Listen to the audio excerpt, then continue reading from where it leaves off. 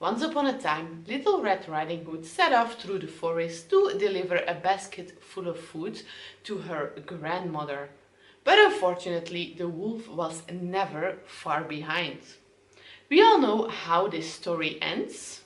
But I thought, after all that drama, she deserved more than just a simple hood. She deserves a ball gown. So I made it my personal quest to make her one.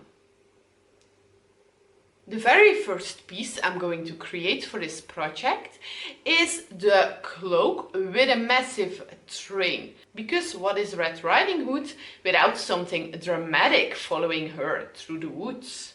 I made the cloak train from a velvet-like fabric that used to be a curtain.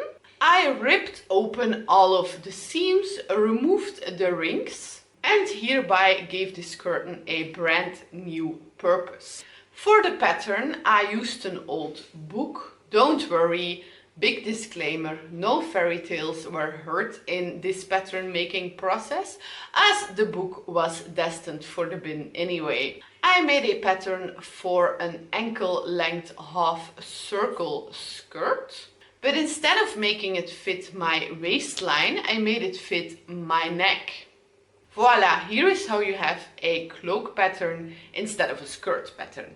And of course, this is just not a half circle cloak, this is a half circle train cloak. After all, Red Riding Hood shouldn't just walk through the woods, she should make an entrance. First, I copied my half circle pattern onto the fabric, and then I moved it along the upper line of the fabric until I reached the length that I wanted for the cloak, and then I copied the circle pattern again. Then all I needed to do was connect both patterns and cut them out. But this is only half the train and we want a full train, so I copied this piece and then I sewn them together to create the full train cloak.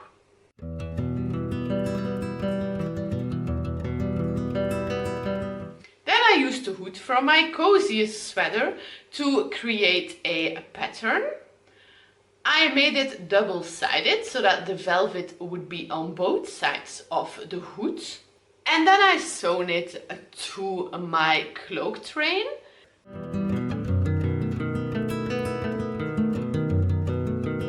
And then I made a very long piece of bias tape to cover the cloak train and the hood for a neat finish.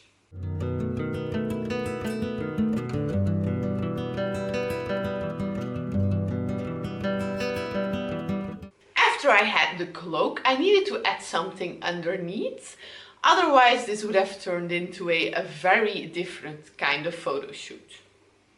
I'm not adding a corset this time, but I did add a hoop skirt. I first went for this very big hoop skirt, but it was just a little bit too much for a walk with a picnic basket through the forest, even for me.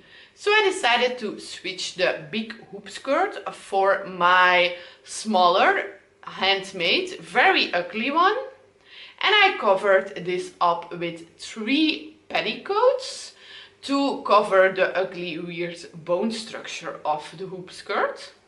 The 3 petticoats are 3 half circle skirts with a waistband that has an easy closing system.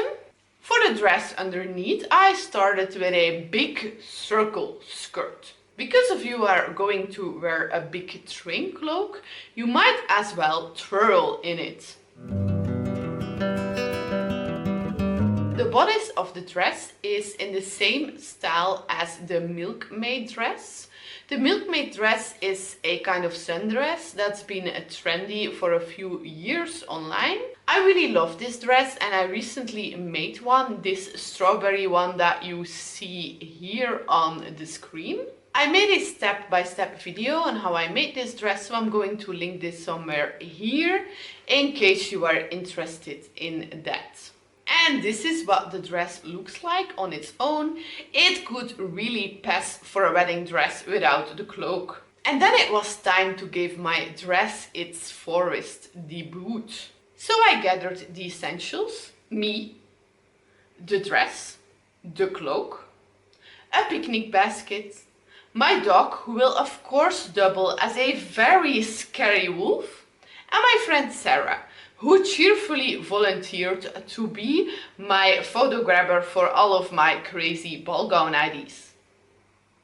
And that's how Little Red Riding Hood finally got the ball gown she deserves. And she lived happily ever after, twirling around in the woods. Well, depending on which version of the tale you believe. Okay, that was it. Thank you so much for watching. Bye!